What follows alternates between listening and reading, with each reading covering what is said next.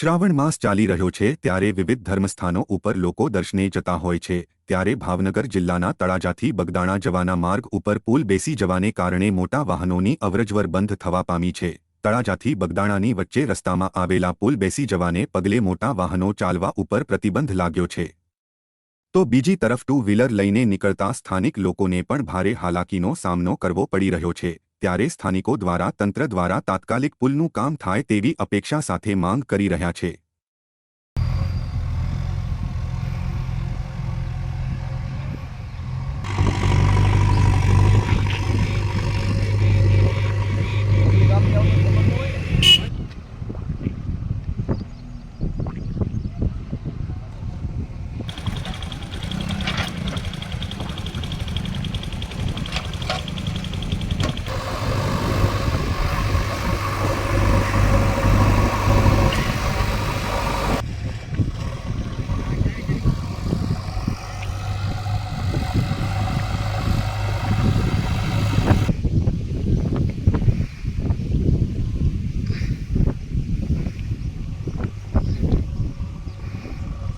બાપા સીતારામ ગોસ્વામી દર્શન બગદાણાથી તળાજા જતા અને પાલીતાણા જતા રોડ રાળગોન ગામે પુલ તૂટવાના કારણે નીચેથી પુલ ઘણા સમયથી પુલ તૂટી ગયો છે અને નીચેથી પણ ખભળી ગયો છે અને ઉપરથી ગાબડું નીકળી જતા અત્યારે વાહન વ્યવહાર ઠપ કરવામાં આવ્યો છે અને કોઈ તંત્ર દ્વારા કાર્યવાહી કરવામાં આવતી નથી। ઘણા સમયથી રોડ પણ ખરાબ છે, તંત્ર કોઈ ધ્યાન દેતું નથી।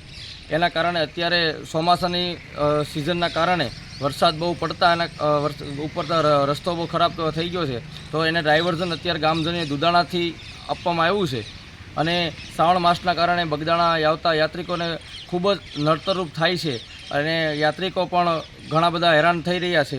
શ્રી બાલાભાઈ ગામ મોણપર આજરોજ અમે બગદાણાથી તળાજા જતા પુલ જોયો તો પુલની હાલત હાવ બેકાર અને ખરાબ થઈ ગયેલ છે અને અત્યારે શ્રાવણ માસ ચાલતો હોવાથી બગદાણા દર્શનથી આવતા મુસાફરોને મોટરસાઇકલવાળાને વાહનોવાળાને બહુ મોટી મુશ્કેલી પડે છે અને આ પુલનું તાત્કાલિકમાં કામકાજ ફરી વખત નવો બનાવવાનો આપે એવી સરકાર આગળ પ્રાર્થના।